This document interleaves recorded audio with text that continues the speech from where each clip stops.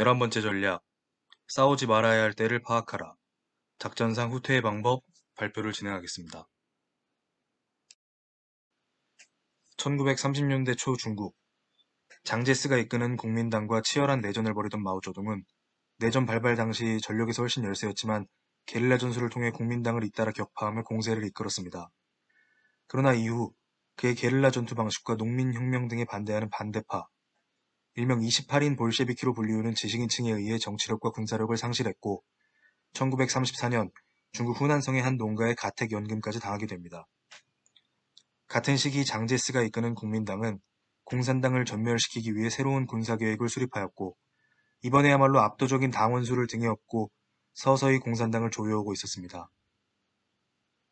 그 틈을 놓치지 않은 마오쩌둥은 이내 소극적인 모습을 뒤로하고 28인 볼셰비키의 전략을 비판하며 과거 자신이 성공적으로 게릴라 전술을 수행했던 것을 어필하며 목소리를 키워나갔습니다. 결국 마오쩌둥은 남은 당원들을 이끌고 완전하지만 일시적인 후퇴를 통해 전력을 가다듬고 후위를 도모할 수 있었고 끝내 국민당을 상대로 승리를 거둘 수 있었습니다. 이보 전진을 위한 일보 후퇴라였습니다. 후퇴가 항상 나약한 것은 아니며 때로는 싸움을 거부하는 것이 최상의 전략일 수 있습니다. 한 발 물러서서 전열을 가다듬고 내부 결속을 다질 수 있는 소중한 시간이 될 수 있기 때문입니다. 모세와 유대인이 정체성을 공고히 하고 사회 정치적 세력으로 거듭날 수 있었던 것은 다름 아닌 사막으로의 도주를 통해서였습니다. 예수는 40일을 광야에서 보냈고 마호메트 역시 박해를 피해 메카로 망명했습니다. 마호메트와 그의 추종 세력들은 이 시기 유대감을 강화하고 자신들의 정체성과 신념을 공고히 함으로써 후일 메카와 아라비아 반도를 정복할 수 있게 됐고 마호메트의 사망 이후에는 비잔틴과 페르시아 제국을 멸망시키기까지 이르렀습니다. 이와 같이 세계 곳곳의 신화적 스토리 이면에는 영웅적 리더의 일시적 후퇴 뒤 전열을 가다듬고 반격에 성공하는 모습을 여럿 볼 수 있습니다. 1차 세계대전 중 영국과 독일이 각국의 식민지를 둔 동아프리카에서 벌인 전투에서 영국의 잔 스머츠 중장은 파울 폰 레토 포르베크 대령이 이끄는 훨씬 작은 규모의 독일군과 접전을 벌였습니다. 잔 스머츠 중장은 상대적 열세인 독일군을 빠르게 격파하고 전략적으로 더 중요한 전장으로 이동할 계획이었으나 파울 폰 레토 포르베크 대령은 의도적으로 교전을 피해 남쪽으로 후퇴하였습니다.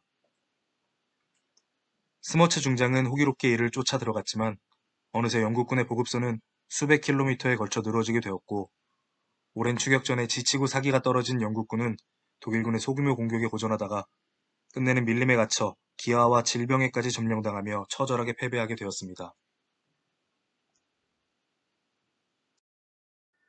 7년 전쟁에서 프로이센의 프리드리히 대왕은 마찬가지로 오스트리아와 프랑스, 러시아 군대를 상대로 시간을 벌면서 방어적인 태세를 취했고 이후 러시아의 엘리자베타 여제의 사망 이후 그녀의 조카이자 왕위 계승자이며 프리드리히 대왕을 존경하는 표트리 3세로 인하여 극적인 반전을 맞아야 했고 동맹을 맺고 살아남을 수 있었습니다.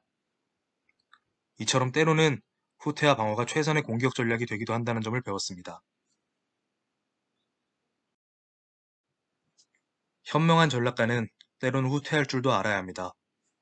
그러나 그 후퇴는 잠정적인 것에 불과하고 그 자체가 목적이 되어서는 안 되며 이후 어떤 시점에 가서는 방향 전환을 통해 싸움으로써 최종적인 승리를 쟁취하여야 합니다. 그렇지 못하고 후퇴가 목적이 된다면 패배는 불가피할 것입니다. 이상입니다.